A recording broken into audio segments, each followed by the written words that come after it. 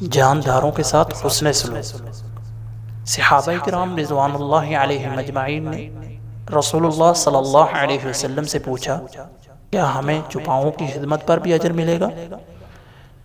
تو رسول اللہ صلی اللہ علیہ وسلم نے فرمایا، فی کل کبد رطبۃ اجر، ہر وہ جگر جو زندہ ہے اس کی خدمت میں اجر ہے۔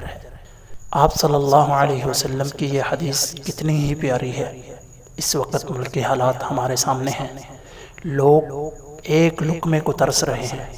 خدا را اپنے صدقات میں سے، اپنی زکوٰۃ میں سے ان سفید پوش گھروں کو ضرور راشن مہیا کرے جو کسی کے آگے جا کر ہاتھ تو نہیں پھیلاتے مگر بھوک اور پیاس سے لڑتے رہتے ہیں، جن کا افطاری کے بعد بھی روزہ ہوتا ہے۔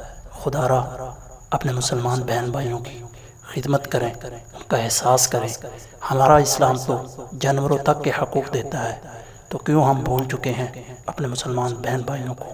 آئیں اور آج مل کر ہم عزم کرتے ہیں کہ ہمارے جو سفید پوش مسلمان گھرانے ہیں ان کا ہم احساس کریں گے اور ان کو اپنی خوشیوں میں شامل کریں گے۔ آگے عید آ رہی ہے، آپ کا فطرانہ، آپ کی زکوٰۃ، آپ کا صدقہ ان تک ضرور پہنچنا چاہیے جو سفید پوش لوگ ہیں۔ السلام علیکم۔ للنور مدت يداي، نزعت أسرار قلبي